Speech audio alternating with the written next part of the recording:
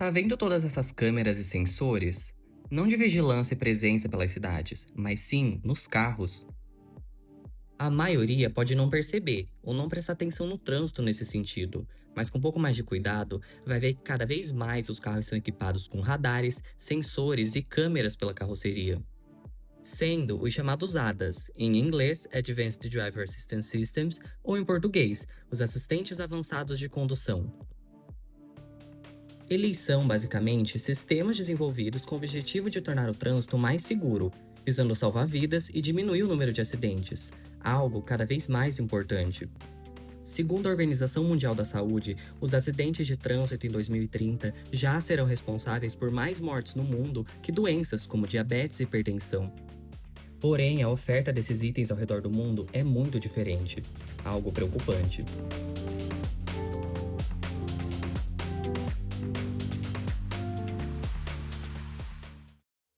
O primeiro ADAS desenvolvido e aplicado em veículos de passeio foi o freio ABS, em tradução livre, freios anti-bloqueio. A ideia começou na aviação, ainda na década de 1920, mas foi só em 1978 que o primeiro sistema moderno e aplicado em um modelo de produção em série foi lançado. A empresa de tecnologia Bosch, em parceria com a também alemã Mercedes-Benz, estreou o item como opcional no novo Classe S, sedã topo de linha da montadora, e o item funciona basicamente impedindo de forma eletrônica que as rodas travem ao frear, o que dificulta a frenagem, e por isso desse nome. O desenvolvimento da tecnologia continuou e alguns anos mais tarde surge então o ESC, ou Controle Eletrônico de Estabilidade. E em 1995, o primeiro ESC moderno foi lançado. Patenteado novamente pela Mercedes e a Bosch no novo Classe S, o sistema funciona intervindo ativamente na distribuição da frenagem, e aqui também no volante, durante mudanças bruscas de direção, visando sempre manter o veículo no seu trajeto, o que, segundo o órgão de testes de segurança veicular europeu, o Euro NCAP, foi inclusive a invenção mais importante no setor desde o cinto de segurança. Mas com softwares e dispositivos cada vez mais capazes, modernos e populares, frear e corrigir a direção não parou por aqui. Ainda no século passado, as tecnologias de guerra buscavam novos usos, e radares e câmeras passaram a ser estudados para aplicação na indústria automotiva. E assim surge uma nova geração de assistentes. O primeiro deles foi o Aviso de Colisão Frontal, FCW, apresentado em 1992 pela japonesa Mitsubishi, que emite alertas sonoros quando o carro da frente ficar muito próximo. Já em 1999, a Mercedes lançava o hoje famoso ACC, Piloto Automático Adaptativo, que mantém a distância programada do carro da frente freando e acelerando por conta própria em velocidades mais altas. Até que em 2008, a sueca Volvo lançou o primeiro AEB, Autonomous Emergency Braking, ou frenagem automática de emergência, um dos mais importantes sistemas hoje, o qual monitora o ambiente ao seu redor constantemente e freia de forma automática para evitar uma colisão frontal. E em 2010, a câmera do assistente passou a identificar também pedestres, o primeiro no mundo segundo o Guinness Book, sendo um marco na área e que hoje detecta também ciclistas, motos e até cruzamentos, de dia ou de noite. Mas essa mesma câmera trouxe para além desses assistentes de frenagem, os de faixa. O mesmo Mitsubishi em 92 estreou o aviso de saída de faixa, que dessa vez emite alertas para o motorista quando o carro está prestes a sair da sua faixa de rodagem. E em 2003, então, a Honda lançou para o mercado japonês o assistente de permanência na faixa, conhecido pela sigla LKA, que além de avisar, corrige o volante para o carro voltar para o centro da sua faixa, e que em 2006 chegou a outros países no mundo, se popularizando principalmente na Europa. Que em 2014, inclusive, começou a testar e pontuar os assistentes de frenagem e de faixa no programa Euro NCAP, mesmo ano em que o controle de estabilidade passou a ser obrigatório em todo carro novo vendido por lá. Hoje, os chamados assistentes de centralização inclusive mantêm o veículo no centro da faixa, e que, combinados com outras tecnologias, tornam as viagens mais seguras. Como com o detector de ponto cego, apresentado pela primeira vez no modelo de produção ainda em 2004 pela Volvo, que avisa da presença de veículos ao mudar de faixa, e que mais tarde passou inclusive a intervir no volante para evitar uma colisão lateral. E esses mesmos radares e sensores nos espelhos e paralamas traseiros originaram os detectores de tráfego traseiro, conhecidos pela sigla RCTA, que alertam ao sair de uma vaga, com o primeiro sistema tendo sido apresentado pela Chrysler ainda em 2010 e que mais tarde passou a frear automaticamente. E de volta aos para-brisas, mais sistemas ainda vieram com essas câmeras. Com destaque para o reconhecimento de sinais de trânsito, que identificam as placas de velocidade na via e avisam motoristas mostrando no painel de instrumentos, com o primeiro carro no mundo com a tecnologia tendo sido o Opel Insignia ainda em 2008, com o seu sistema Opel Eye. E que, quando em conjunto ao limitador de velocidade, se torna uma importante ferramenta que regula automaticamente a velocidade máxima que o carro pode alcançar de acordo com a via. Complementando o pacote, existem ainda os chamados detectores de atenção do motorista, sistemas que monitoram o comportamento na direção e o nível de cansaço e distração ao volante. Além dos assistentes de farol alto, que visam não ofuscar os veículos na estrada, mudando automaticamente do farol alto para o baixo quando necessário. A evolução no setor não para, com cada vez mais marcas anunciando pacotes de hadas compostos por dezenas de sistemas, novas funcionalidades e aperfeiçoamentos, com o intuito, claro, de se destacar e atrair o consumidor, mas assim, fabricando carros mais seguros. De acordo com um estudo de 2019 da Bloomberg, de cada 100 acidentes provocados por perda de estabilidade, 38 são evitados se o carro tiver ESC. Além disso, para cada $1 gasto a mais por pessoa na compra de um veículo com o sistema, $2,8 voltam para a sociedade, pela diminuição nos acidentes e gastos com saúde. E entre 2020 e 2030, quase 50 mil vidas poderiam ser salvas e 150 mil feridos evitados, se apenas o controle de estabilidade tivesse se tornado obrigatório em 2020 nos países do G20. E no caso dos assistentes mais modernos, como os de frenagem, faixa e sinais de trânsito, o impacto é enorme também. Segundo pesquisa de 2021, conforme a presença deles aumentar na frota, o número de acidentes diminui consideravelmente. De acordo com o Conselho Europeu para Transporte, 140 mil acidentes serão evitados e 25 mil pessoas vão deixar de morrer nas ruas da Europa até 2038. E o Conselho Nacional de Segurança dos Estados Unidos aponta para o mesmo caminho, com uma redução que pode chegar até 62% nas fatalidades por ano, com a adoção dos assistentes na frota de veículos. Porém, as estradas ao redor do mundo para esse trânsito mais seguro são bem diferentes, e o controle de estabilidade só se tornou obrigatório em todo o carro vendido no Brasil em 2024, 10 anos mais tarde que na Europa. Nesse meio tempo ainda, muito mais aconteceu do outro lado do oceano, com a Comissão Europeia assinando em 2019 o GSR, o novo Protocolo de Segurança Veicular para o Bloco, um marco no setor e referência para todo o mundo. Como explica Graziella Jost, diretora de programas do Conselho Europeu de Segurança nos Transportes, organização independente que teve papel crucial na elaboração e aprovação do GSR. Those technologies should benefit everyone, not just the happy few who are aware of those technologies and ask for it, or the one that can just afford it. So the regulation, the beauty of the general safety regulation is that it applies to everyone. Before regulation is adopted, or even together with the draft regulation, the Commission always has to present an impact assessment study, and that has been done by TRL, Transport Research Laboratory, the UK-based. And they published several reports. So first was a 2015 report. They looked at 50 measures, and they made a cost-benefit analysis. And from that 50 technology list, they went down for 15 to make it mandatory. So the ones that were deemed too expensive or with not enough life-saving potential, they were excluded. Yeah, TRL described the package as one of the most important safety measures since the introduction of the seatbelt. So it's really like a one lifetime revolution, huh? O programa instituiu que todo carro vendido por lá passaria a contar com uma grande quantidade de novos hadas de série, já em 2022 para os novos modelos apresentados e em 2024 para todos os carros vendidos. E os principais assistentes em questão foram o AEB, com detecção de outros veículos, pedestres e ciclistas, assistente de permanência na faixa, reconhecimento de sinais de trânsito em conjunto ao limitador de velocidade, detector de atenção do motorista de modo indireto no mínimo e alguma assistência traseira, seja sensor ou câmera de ré, e não necessariamente o detector de tráfego traseiro por enquanto. Já por aqui, somente o ESC se tornava obrigatório, após inclusive ter sido adiado por 2 anos em relação à ideia inicial do CONTRAN, o Conselho Nacional de Trânsito.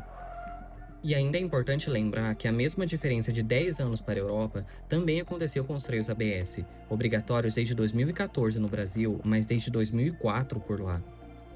Mergulhando nessa questão, ao analisar a oferta usadas pelas marcas ao longo dos anos, não olhando apenas para a legislação, a disparidade se acentua ainda mais.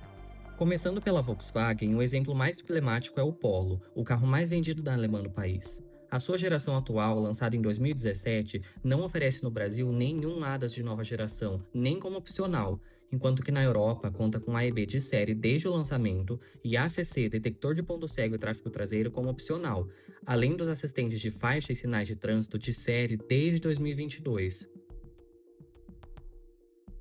E voltando um pouco mais para o antepassado Gol, o ABS só se tornou de série no projeto brasileiro em 2014 devido à obrigatoriedade, e o ESC nunca teve, sendo descontinuado em 2023 exatamente por isso. Itens que na Europa o equivalente Polo tem desde 2002 e 2009, respectivamente. Seu rival francês, o Citroën C3, repete o mesmo caminho, com a atual geração não oferecendo nenhum ADAS de nova geração por aqui, ao passo que a versão destinada à Europa conta com leitor de placas e aviso de saída de faixa de série desde 2016, ainda na geração anterior.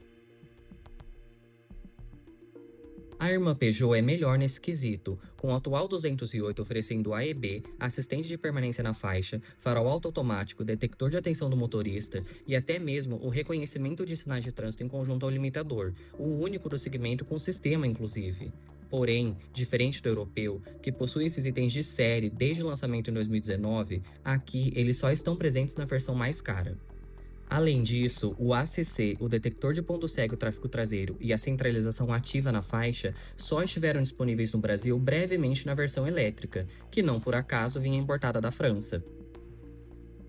Enquanto isso, a Renault, que na verdade vende modelos da Dacia com seu logotipo por aqui, a marca de entrada do grupo, mesmo com o novo Kardian, uma reformulação do Sandero europeu, só oferece AEB, ACC e BSM na versão mais cara, e não possui nenhum assistente de faixa e sinais de trânsito, e detector de atenção do motorista, todos de série na Europa por conta da nova legislação.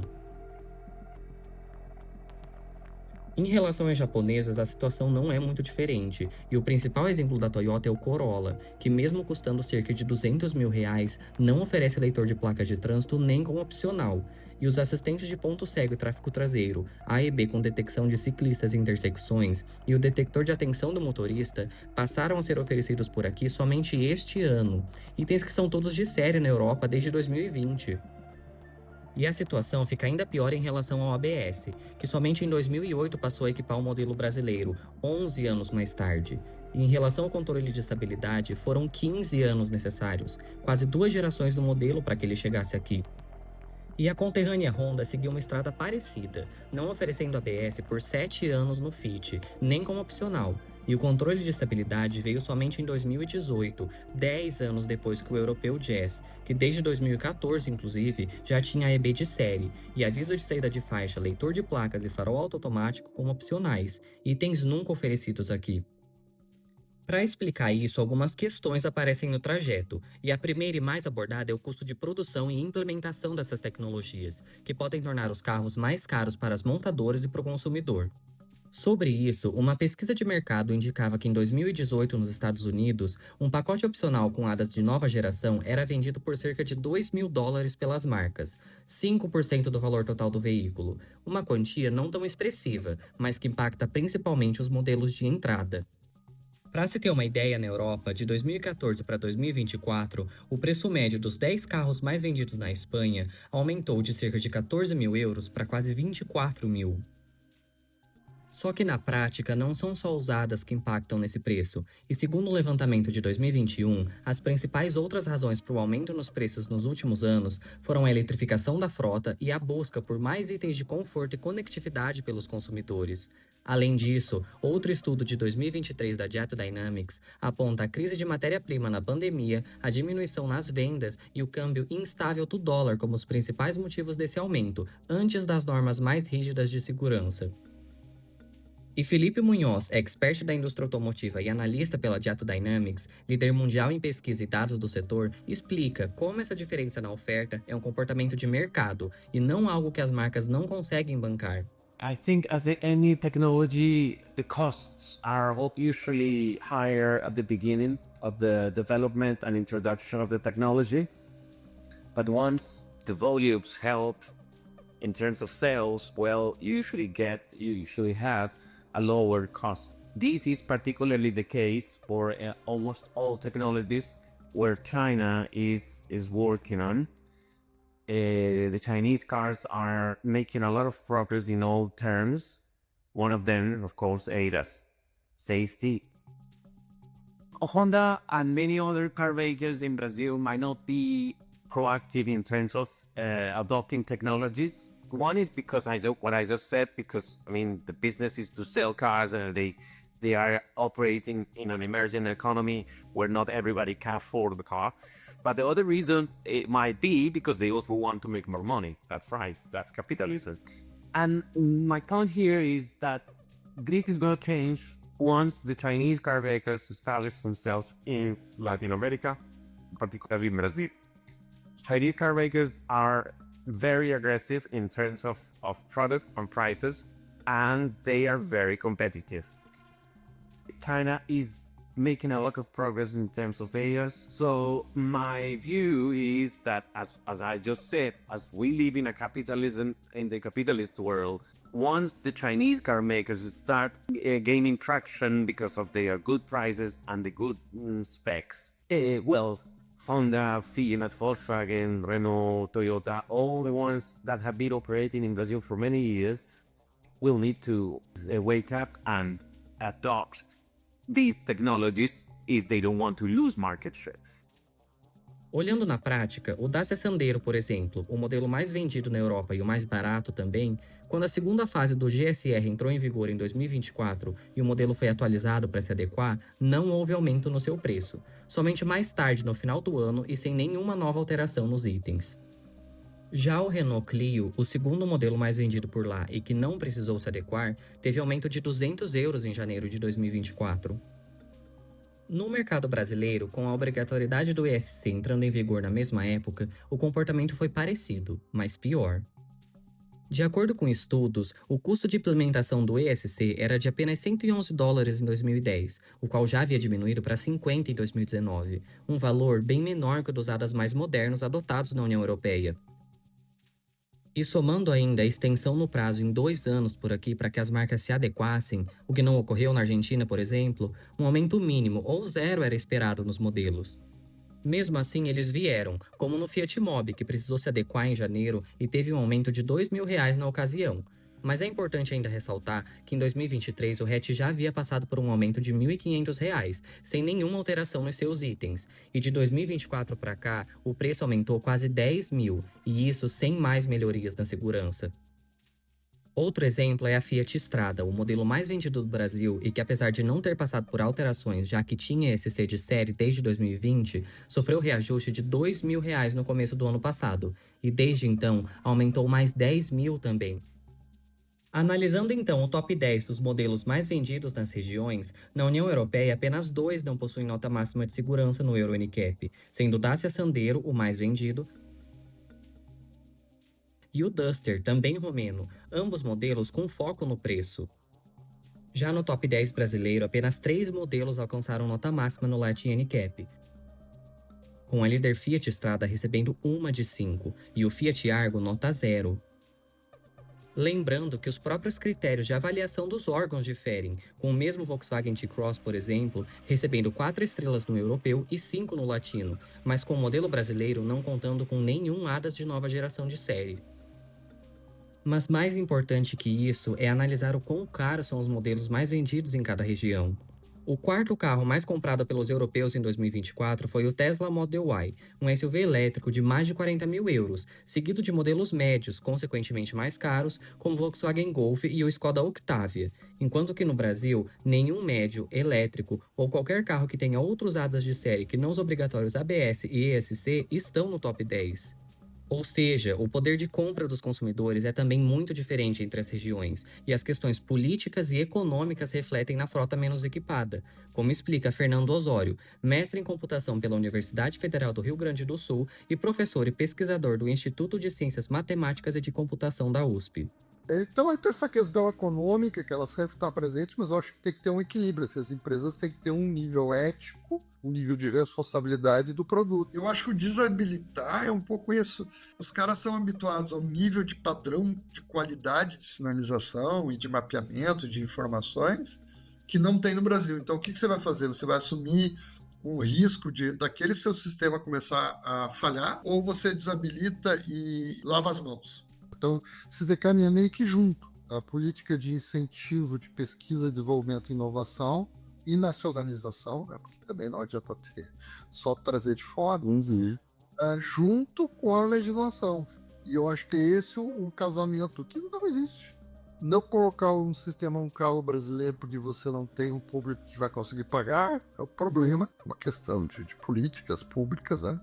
A vida do brasileiro não tem o mesmo valor, entre aspas, tá, que a vida de alguém que vive num país rico e desenvolvido, por uma questão econômica.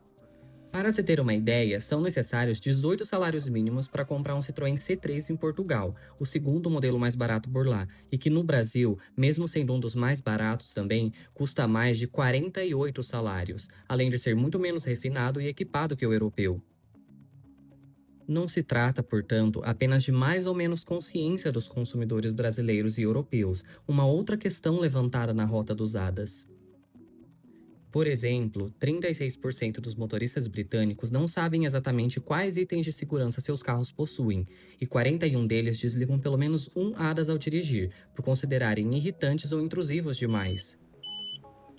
Com o verdadeiro problema sendo o valor que a segurança custa na prática mercadológica, com o preço em mercados emergentes sendo pago então não em dinheiro, mas com a vida dos consumidores, como comenta Alejandro Furas, presidente do Latin NCAP, o órgão independente responsável pelos testes de segurança dos carros vendidos na América Latina.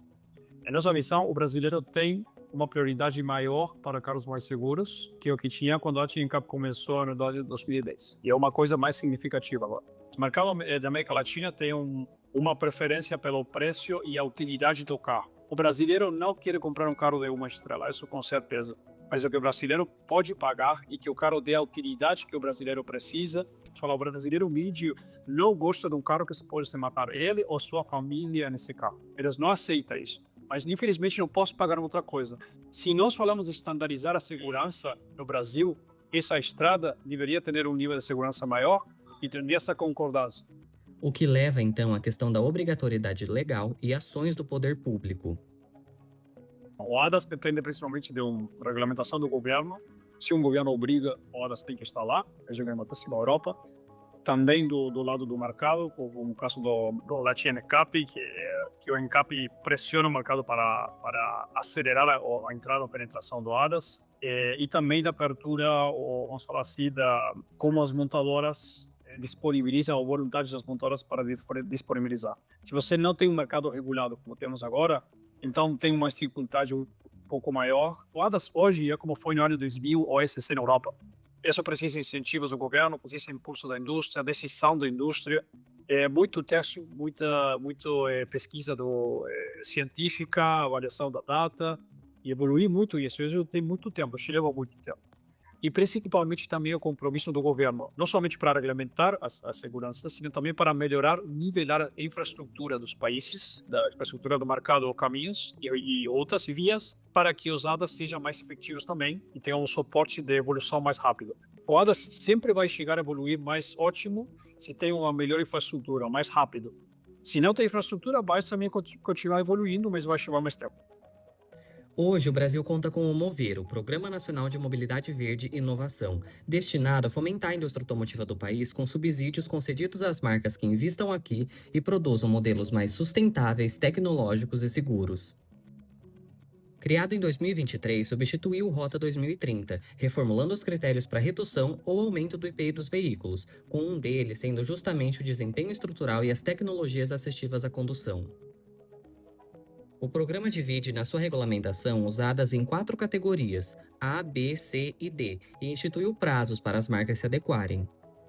No caso do grupo A, que na prática só exige a mais que os já itens obrigatórios assistência traseira, o prazo vai até 2027. Já no grupo B, que contempla A e B com detecção somente de veículos e só o aviso de saída de faixa, o prazo aumenta para 2031 e é de 90% de presença dos itens, não total. E para os grupos C e D, que de fato equipariam o Brasil à União Europeia na quantidade de ADAS, contemplando A e B para pedestres e ciclistas, LKA, detector de atenção do motorista e até o reconhecimento de sinais de trânsito com limitador de velocidade, não foi estipulado um prazo ou porcentagem mínima de cumprimento, o que na prática, então, apesar de ser um avanço, vai continuar refletindo em carros menos seguros. Hoje, por exemplo, nenhum modelo da Toyota no Brasil, Volkswagen e Honda, com a maioria deles passando inclusive dos R$200 mil, possuem reconhecimento de sinais de trânsito, tal qual carros mais caros, como o Hyundai Ioniq 5, na casa dos R$400 mil, e todos os modelos da Volvo, referência em segurança, mas que desde 2023 para cá escolheu desativar o assistente, até então presente no Brasil como na Europa desde 2012. Uma medida que, de acordo com Vinícius Garretano, gerente de produtos da Volvo Cars Brasil, volta a atenção a questões estruturais. E aí entra uma questão de ensinar o carro, e aí carece de um aprendizado das placas que a gente tem no Brasil.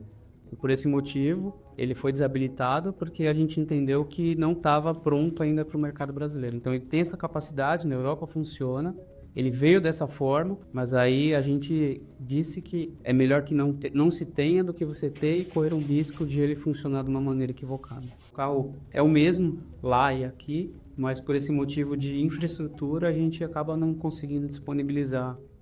Pensando em legislação, em governo, tem que sim sempre ter, forçando para que se tenha tecnologia mais segura possível, mas eu acho que depende um pouco também das marcas, né? Elas trazerem o fator inovação, trazerem algum item, digamos, disruptivo. Eu acho que é um pouco de casa, um pouco das empresas que se cobrem a fazer essa diferenciação até de mercado, pensando na segurança, e o governo também, os governos, país que seja, que não fiquem para trás e deixem que, por exemplo, um carro não tenha um fator mínimo de segurança.